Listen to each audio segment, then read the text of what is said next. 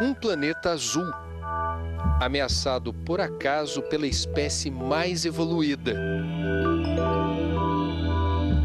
Somos mais de 6 bilhões e 600 milhões de pessoas. A cada dia, a população mundial cresce em mais 200 mil pessoas. Ao final de um ano, somos mais 73 milhões. É muita gente, né?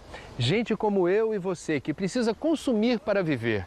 Consumir alimentos, consumir roupas para vestir, casa para morar. Essa casa precisa ter móveis, precisa ter eletrodomésticos.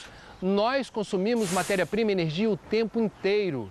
Mas o planeta é um só e os recursos são finitos. Portanto, é preciso consumir de forma diferente, privilegiando o necessário, de forma consciente e sustentável.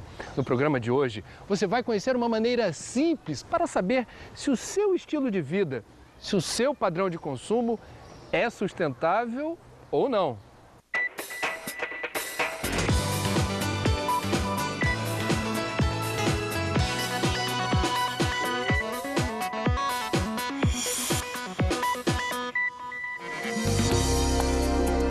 Convidamos Irineu Tamayo, coordenador do Programa de Educação para Sociedades Sustentáveis do WWF Brasil, para explicar o que é e como funciona a pegada ecológica. Pegada ecológica são rastros. Nós, humanos, deixamos rastro na natureza, né? Ele é um instrumento, é uma ferramenta, é um indicador para poder medir o quanto de natureza nós usamos para poder manter a nossa vida.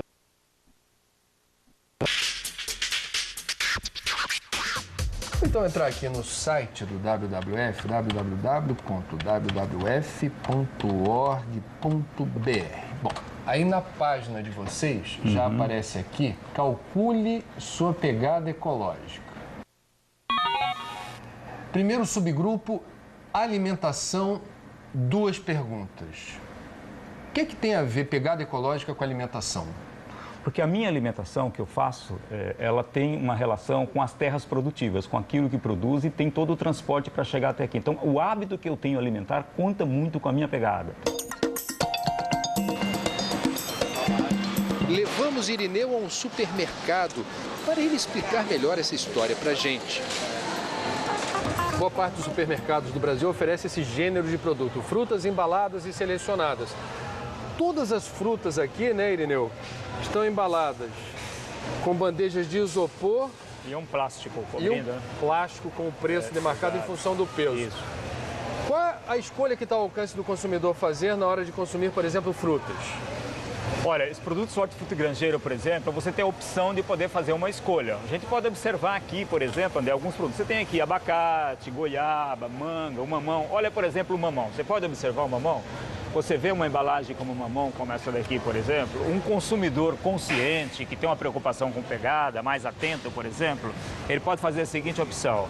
Entre um mamão que você tem um plástico e esse isopor que vai demorar para degradar, e esse mamão aqui, por exemplo. Obviamente que se eu levar esse mamão, eu estou contribuindo para reduzir o meu impacto na natureza.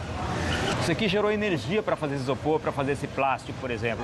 Esse aqui talvez gastou o transporte e a colheita para vir até aqui. Esse aqui, além do transporte e a colheita, teve que fazer esse processo.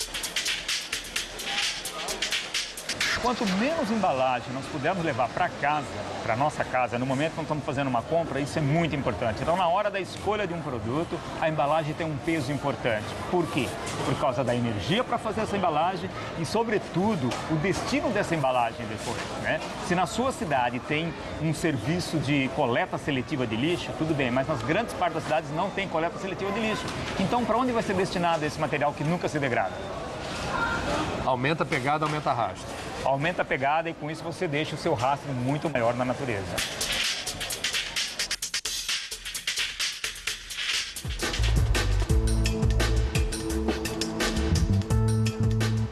Um peixe saboroso, muito apreciado no Brasil, mas que vem de longe, do Mar do Norte e que corre risco de extinção. Na frieza dos números, quem gosta de bacalhau tem uma pegada ecológica alta. Irene, como é que fica a situação daqueles que dizem assim, ó, tá custando R$ 36,31, 910 gramas de bacalhau. Se eu posso pagar e eu gosto de bacalhau, o problema é meu. Vou dar vazão ao desejo. Mas aí é um pensamento muito individual de uma pessoa que pensa assim, né, dessa medida, por exemplo. É lógico que a gente não quer... Nós gostaríamos que todo mundo pudesse comer bacalhau. Não é legal que todos pudessem comer bacalhau, apesar do preço? A gente não está dizendo que, porque o bacalhau tem uma pegada alta, que ninguém tem que consumir. Nós não somos contra o consumo, entendeu? Não pode dizer que somos contra o consumo. Mas na hora de consumir um produto como esse, que você pense a origem dele e o impacto que você está contribuindo na medida que você consome isso daí. Isso é fundamental. Coma com moderação. Coma com moderação, em síntese, seria isso.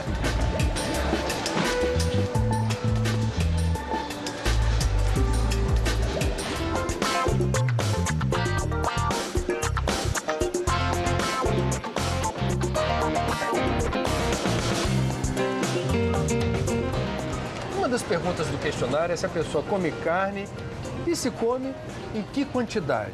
O que isso tem a ver com pegada ecológica? Se você aumenta o consumo de carne, você precisa de mais pastagem. Obviamente, você precisa de mais bois, você precisa de mais gado, tá certo? E para isso você tem o quê? Você tem que converter floresta para pastagens. Porque o gado, ele é criado, ele não é confinado, ele não é cercado. Ele é criado num território aberto, grande, você precisa de pastagem. Para isso você faz queimada, por exemplo. Você queima. Quando você queima, você lança CO2 para a atmosfera, contribui para acelerar mais ainda o aquecimento global. Por outro lado, o boi também emite gás metano. Isso também é um dos gases que contribui para o efeito estufa e para o aquecimento global. Por outro lado, tem o transporte da carne, né? E o boi, além de se alimentar de toda aquela pastagem, ele tem água, ele também consome água. Então, para você ter uma ideia, num quilo de carne necessita 15 mil litros de água. Um quilo de carne, 15 mil litros de água. Que nós chamamos de água virtual. Então, quando você consome 1 quilo de carne, por exemplo, para produzir aquele quilo de carne, você precisa de 15 mil litros de água. Mas não é só a água que você precisa para produzir a carne, você precisa também de muitos outros produtos, por exemplo, né? Nós temos aqui, por exemplo, isso daqui é Nós temos aqui 300 gramas de patinho. De patinho, né? Nós temos aqui. Para nós, isso aqui seria o ideal de consumo por semana, por pessoa. Isso daqui, Isso seria o ideal. Seria uma quantidade ideal para a gente poder contribuir para a redução de emissões. Entendeu? Agora, por que 300 gramas por semana?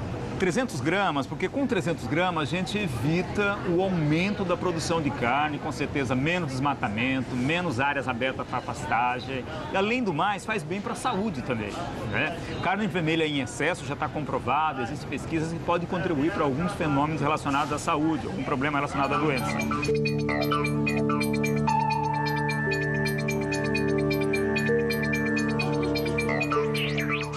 Você deixa luz, aparelhos de som, computadores ou televisão ligados quando não estão sendo utilizados.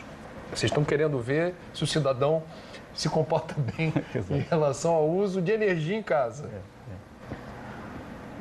Bom, eu nesse sentido sou muito eficiente. Sempre desligo os aparelhos e lâmpadas. Mesmo o stand-by, por exemplo, do televisor, aquela luzinha vermelha do stand-by. Mesmo stand-by, eu coloquei um filtro de linha que eu coloco as tomadas todas. Você vai lá e desliga. Tem um interruptor que desliga. Você não me pegou nessa, Irene. Quantas vezes por semana, em média, você liga o ar-condicionado em casa ou no trabalho? Por que essa distinção ao ar-condicionado? Bom, o ar-condicionado, por causa do grande consumo de energia elétrica, né? Ele consome muito. O chuveiro e o ar-condicionado são os grandes responsáveis pelo consumo de energia elétrica. O chuveiro tem a água ainda, né? O ar-condicionado não tem tanta água, mas o ideal é que um ar-condicionado ficasse em 25 graus centígrados, mais ou menos. É uma temperatura ideal e o consumo de energia elétrica é bem inferior. Você está vendo que a gente está num ambiente onde o ar refrigerado é central, a gente precisa, inclusive, para a manutenção dos equipamentos, mas eu pago a conta, na minha pegada ecológica, individual, se eu trabalho num ambiente que é refrigerado? Não, você insere na sua pegada, porque você trabalha nesse ambiente que é com ar-condicionado. Mas eu estou pagando o pato de trabalhar Você está pagando o pato de trabalhar num ambiente que às vezes não tem ventilação, que às vezes não tem luz natural, mas você paga por